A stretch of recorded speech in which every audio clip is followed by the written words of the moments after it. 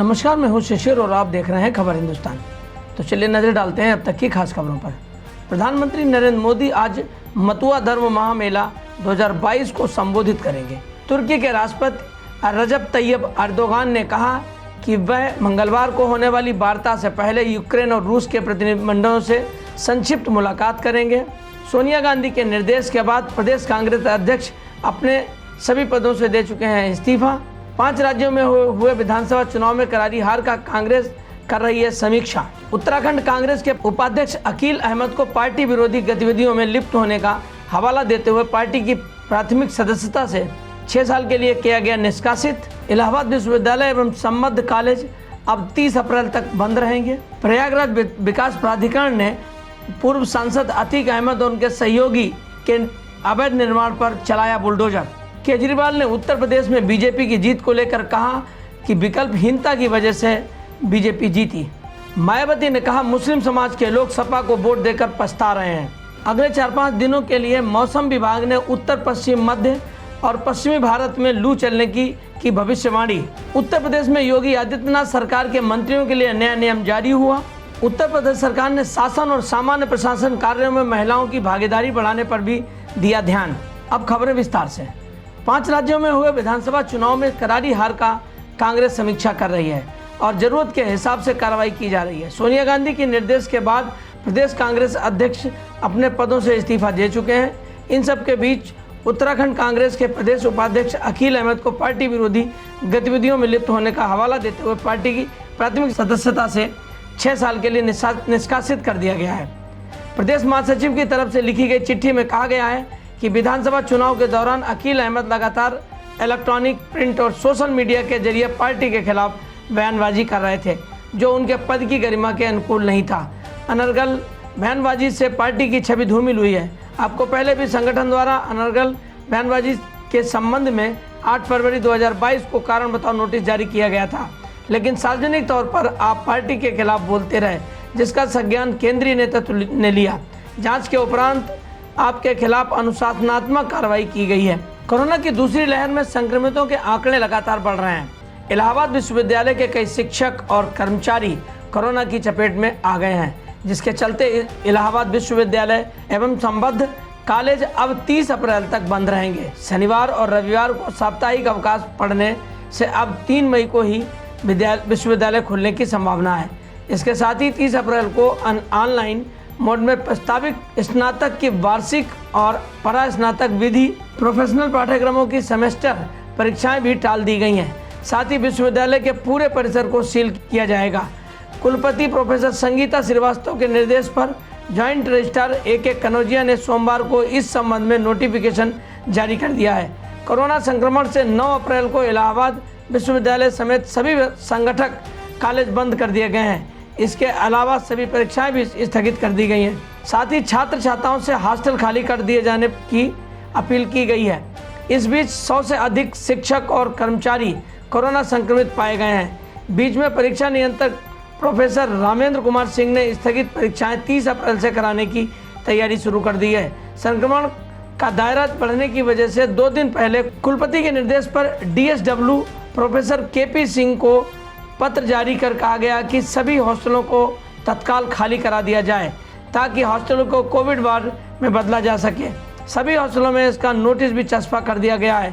अब सोमवार को कुलपति ने कोरोना के चलते अहम फैसला लिया है, जिसमें कहा गया है कि 30 अप्रैल तक इलाहाबाद विश्वविद्यालय समेत सभी कॉलेज पूरी तरह बंद रहेंगे। पूर्व सांसद अतीक अहमद और सहयोगी के अवैध निर्माण पर सोमवार को बुलडोजर चलाया गया। प्रयागराज विकास प्राधिकरण ने अतीक की जमीन पर बनी अवैध बाउंड्री वाल और खालिद जफर की अवैध प्लाटों पर सोमवार को ध्वस्तीकरण किया गया। पूर्व सांसद ने कौशाम्बी रोड केसरिया मार्ग पर 5000 वर्ग मीटर के क्षेत्रफल के लगभग 600 वर्ग मीटर में बगैर मानचित्र स्वीकृति के निर्माण किया था। PDA ने 22 अगस्त 2020 को अवैध निर्माण ध्वस्त किया। इसके बाद अतीक ने पुनः बिना मानचित्र स्वीकृति के अनुमन्य सीमा से अधिक बाउंड्री वाल का निर्माण कर लिया। PDA ने बाउंड्री वाल हटाने के लिए 5 मार्च 2022 तक की समय सीमा निर्धारित की थी। PDA से दी गई अवधि में बाउंड्री वाल नहीं हटाई गई। अतीक अहमद के सहयोगी खालिद जफर ने BT असदुल्लापुर में बगैर लेआउट पास कराए लगभग 45 बीघा भूखंड पर अवैध रूप से प्लाटिंग शुरू कर दी। पीडीए ने नगर नियोजन एवं विकास अधिनियम 1973 की धारा 27(1) के अंतर्गत कारण बताओ नोटिस जारी किया तथा 28(1) के अंतर्गत विकास कार्य रोकने के लिए 20 जुलाई 2021 को नोटिस दिया था, लेकिन जफर ने नोटिस को दरकिनार करते हुए अवैध प्लाटिंग जारी रखी। पीडीए से लेआउट स्वीकृत नहीं कराया।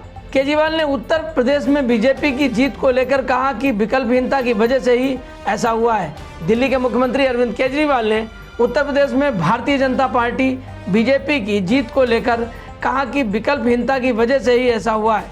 उन्होंने कहा कि विपक्ष हाथ पर हाथ धरे बैठा रहा। दिल्ली के बाद पंजाब में जीत से उत्साहित आम आदमी पार्टी आपके संयोजक ने 130 करोड़ जनता का गठबंधन बनाने की इच्छा जाहिर करते हुए राष्ट्रीय स्तर पर विस्तार को संकेत दिया है। एक टीवी इंटरव्यू में केजरीवाल ने हिंदुत्व की परिभाषा बदलते हुए भाजपा पर निशाना भी साधा। न मेरी बीजेपी से लड़ाई न कांग्रेस से लड़ाई है। हिंदुत्व की परिभाषा मैंने कई बार बताई है, मैं उस पर यकीन करता हूँ और पूरा देश उस पर विश्वास करता है। रामायण और गीता में जो लिखा है वह हिंदुत्व है। भगवान राम ने रामायण में जो शब्द कहे वह हिंदुत्व है। भगवान राम ने तो आपस में नफरत करना भी नहीं सिखाया। भगवान राम तो सबरी के जूठे बेर खाते हैं और ये लोग दलितों की लिंचिंग कराते हैं। केजरीवाल ने कहा कि कोई विपक्षी नहीं बचा, ना ही जब एक पार्टी बची है। सारे हाथ पर हाथ रखकर बैठे तो विकल्प ही नहीं है। ऐसा क्यों है? दिल्ली के अंदर बीजेपी को पिछली बार 3 और इस बार 8 सीटें मिली। जमकर गालियां दी, मैंने तो जवाब ही नहीं दिया। मायावती ने कहा कि मुस्लिम समाज के लोग सपा को वोट देकर पछता रहे हैं। बहुजन समाज पार्टी सुप्रीमो मायावती ने आरोप लगाया कि हाल में संपन्न हुई यूपी चुनाव में बीजेपी ने एक सोची समझी रणनीति और साजिश के तहत आरएसएस और अपने अन्य संगठनों के जरिए हमारे लोगों में ये काफ़ी गलत प्रचार करवाया। यूपी में बीएसपी की सरकार नहीं बनने पर हम आपकी बहन जी को देश का राष्ट्रपति बनवा देंगे, इसलिए आपको बीजेपी को सत्ता में आने देना चाहिए। जबकि मेरे लिए देश का राष्ट्रपति बनना तो बहुत दूर की बात है, बल्कि मैं इस बारे में सपने तक में नहीं सोच सकती हूँ। हालांकि उनको यह भी मालूम है कि बहुत पहले ही मान्यवर कांशीराम जी ने इसका प्रस्ताव ठुकरा दिया था और मैं तो पहले उनके पदचिन्हों पर चलने वाली हूँ, उनकी मजबूत शिष्या हूँ। मायावती ने कार्यकर्ताओं का आह्वान किया कि प्रदेश में होने वाले शहरी निकाय चुनाव और लोकसभा उपचुनाव एवं आम चुनाव में भी अपनी पार्टी का बेहतर रिजल्ट लाना होगा, जो वर्तमान हालतों में बहुत ज़रूरी भी है। रविवार को यहाँ विधानसभा चुनाव में मिली हार की समीक्षा के लिए बुलाई गई पार्टी पदाधिकारियों की मीटिंग में उन्होंने मुस्लिम समाज का एक तरफा वोट लेकर दर्जन भर संगठनों पार्टियों से गठबंधन करके चुनाव लड़ने के बावजूद भी सपा सत्ता में आने से काफ़ी दूर रह गई है। अब सपा कभी भी सत्ता में नहीं आ सकती है, न ही बीजेपी को रोक सकती है। मायावती ने कहा कि अब हमेशा की तरह मुस्लिम समाज के लोग सपा को वोट देकर पछता रहे हैं। उनकी इसी कमजोरी का सपा यहाँ यूपी में बार बार फायदा भी उठा रही है। उनको सपा के शिकंजे से बाहर निकालकर अपनी पार्टी में पुनः वापस लाने का भी पूरा प्रयास करना होगा। हिंदू समाज को भी अब फिर से बीएसपी से जोड़ना होगा। दलितों में मेरी जाति को छोड़कर जो अन्य दलित समाज के लोग हैं उन्हें भी पार्टियों से बाहर निकालकर बीएसपी से जोड़ना होगा। अगले 4-5 दिनों के दौरान पश्चिमी मध्य प्रदेश और विदर्भ राजस्थान में भी इसी तरह के हालात रहने की संभावना। अगले 4-5 दिनों में मौसम विभाग IMD ने उत्तर पश्चिम मध्य और पश्चिम भारत में लू चलने की भविष्यवाणी की है। इन राज्यों में राजस्थान, गुजरात, हरियाणा, पंजाब, दिल्ली, जम्मू और कश्मीर, हिमाचल प्रदेश, उत्तर प्रदेश और मध्य प्रदेश के हिस्से शामिल हैं। 30 मार्च से 1 अप्रैल के दौरान हरियाणा, दक्षिण उत्तर प्रदेश, बिहार, झारखंड, उड़ीसा, तटीय पश्चिम बंगाल, पूर्वी मध्य प्रदेश के उत्तरी हिस्सों, उत्तरी मध्य महाराष्ट्र और मराठवाड़ा के लिए भी हीट वेव की स्थिति का अनुमान लगाया गया है। हालांकि बिहार के कुछ हिस्सों में बारिश का भी अनुमान लगाया गया है। इसमें गर्मी से थोड़ी राहत मिल सकती है। उत्तर प्रदेश में योगी आदित्यनाथ सरकार के मंत्रियों के लिए नया नियम जारी हुआ है। खबर है कि अब मंत्रियों को अपने पसंद का निजी स्टाफ रखने की आज़ादी नहीं होगी, उन्हें एक खास सूची से ही अपना स्टाफ चुनना होगा। इस नई व्यवस्था को मुख्यमंत्री कार्यालय की तरफ से भी हरी झंडी मिल गई है। सीएम योगी आदित्यनाथ ने सोमवार को लखनऊ में विधानसभा सदस्य के रूप में शपथ ली है। मीडिया रिपोर्ट्स के अनुसार योगी सरकार की नई व्यवस्था में स्टाफ का चुनाव डिजिटल तरीके से होगा और मंत्रियों को उम्मीदवारों की लिस्ट में से अपना स्टाफ चुनना होगा। खास बात यह है की सूची कंप्यूटर लॉटरी के जरिए तैयार की गई है। साथ ही बीते 5 सालों में किसी भी मंत्री के साथ काम कर चुके सपोर्ट स्टाफ को नई सूची में शामिल नहीं किया गया है।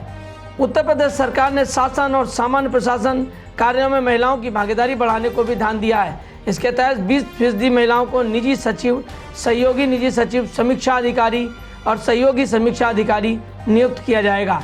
खबर है कि अंतिम सूची को सीएम कार्यालय की तरफ से ही मंजूरी मिल चुकी है। इस सूची में चुने गए लोगों के नाम कोर्ट में दर्ज किए गए हैं ताकि इसे जाति या धर्म से दूर निष्पक्ष दस्तावेज बनाया जा सके। इस सूची में ही मंत्री अपने पसंद का स्टाफ चुन सकेंगे। यूपी के सीएम पद की शपथ लेने के 3 दिन के बाद योगी आदित्यनाथ ने राज्य सरकार के नए मंत्रियों को विभाग आवंटित किया है। मुख्यमंत्री योगी आदित्यनाथ ने अपने पास गृह विभाग समेत 33 विभागों को अपने पास रखने का फैसला किया है। खास बात यह है कि उप मुख्यमंत्री केशव प्रसाद मौर्य से लोक निर्माण विभाग लेकर जितिन प्रसाद को दिया गया है। पूर्व केंद्रीय मंत्री प्रसाद बीते साल कांग्रेस छोड़कर भाजपा में शामिल हुए थे। मौर्य को ग्रामीण विकास, ग्रामीण समग्र विकास, रूरल इंजीनियरिंग, मनोरंजन और राष्ट्रीय एकीकरण का विभाग दिया गया है। बेसिक शिक्षा मंत्रालय का प्रभार अतरौली से विधायक संदीप सिंह को बनाया गया है। पिछली सरकार के कार्यकाल की तुलना में उनका कद बढ़ा है। विधायक अनूप प्रधान वाल्मीकि को राजस्व विभाग दिए जाने से भी सभी को आश्चर्य हुआ है। 2017 में अतरौली सीट से जीतने वाले संदीप सिंह प्रदेश सरकार में वित्त, चिकित्सा, शिक्षा और प्राथमिक शिक्षा मंत्री बनाए गए थे। अब उनको प्रदेश में महत्वपूर्ण विभाग माने जाने वाले बेसिक शिक्षा विभाग का मंत्री बनाया गया है। पूर्व मुख्यमंत्री कल्याण सिंह की पहचान उनके शासनकाल में शिक्षा व्यवस्था को लेकर लागू की गई प्रणाली व अन्य व्यवस्थाओं को लेकर रही थी। इससे साफ है कि दादा के शासनकाल की शिक्षा व्यवस्था को लेकर रही पहचान अब प्रपौत्र संदीप के हाथों में होगी। वहीं पहली बार मंत्री बने अनूप वाल्मीकि को राजस्व मंत्री का पदभार दिया गया है। दोनों मंत्रियों को विभाग मिलने से समर्थकों में खुशी का माहौल है। संदीप सिंह बेसिक शिक्षा मंत्री दूसरी बार योगी मंत्रिमंडल में शामिल होंगे। तो ये थी अब तक की खबरें। अगला अपडेट पाने के लिए बने रहिए मेरे साथ और देखते रहिए खबर हिंदुस्तान। नमस्कार।